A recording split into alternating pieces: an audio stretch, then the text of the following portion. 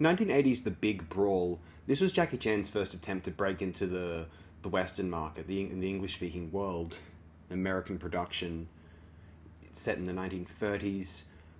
I think of this as a relatively strong film. I think the production is clearly well-funded, and I like the effort with which they attempted to compose a genuine, thrilling action romp number within the parameters of the 1930s, and so it's not quite as indulgent as a film set in the contemporary of 1980 could be, just big guns and explosions and whatever.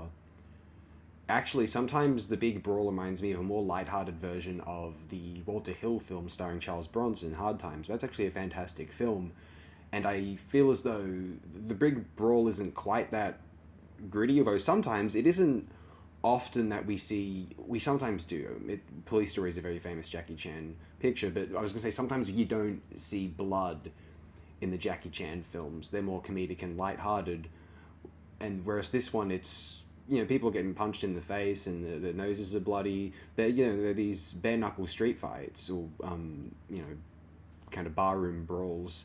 It's quite an enjoyable picture. It doesn't necessarily one doesn't soar above the clouds and feel like, oh, this just absolutely makes my week. It's a fairly nice experience all the same, though. I thought it was quite good how Jackie's character is portrayed as a hardworking, regular American citizen. It's almost as though they treat him as though, I mean, obviously he has a different ethnic background, although they treat him as though, if he were a Caucasian protagonist, it isn't one of these things where they try to overemphasize the fact that it's, some sort of, condescending struggle, or they try to make it like a gimmick that, he's, it's not, there isn't a gross Orientalism going on. I think the fact that they depicted him as though he may as well have been a white American actor. And I think perhaps this is due to Jackie's involvement in the production and having influence over it. It's dignifying, I felt. Modern. It isn't, oh, look at this Chinese man in America. It's, here's this American of Chinese background. It's fresh. It's nice. It's genuinely progressive. Especially considering that no film from the 1930s in the United States would have utilized this ideal. It took until 1980 and it's not that common now either, for this to occur. It is more common now, although now it'll be more of a novelty sort of gimmick affair. It's not just blended in and seamless. Here's this American. He has a certain cultural heritage. He's an American though. And we root for him as this underdog American. Great stuff. Big Brawl's a nice film. This wasn't an enormous financial success, however, and so whilst it probably helped secure Jackie's part in Cannonball Run in 1981, which is not one of my favourite films to feature Jackie Chan, to be honest, but it was attempted again somewhat in 1985 as The Protector, which, well, we'll get to that, won't we? Somehow. I'll just say, we will get around to a discussion of The Protector. I was recommended by Honky Tonk, the donk, that I discuss and this has been a disappointing Jackie Chan July if it's lasted until early August. I understand that. Our resources are down. My vessel's lost at sea, let's say.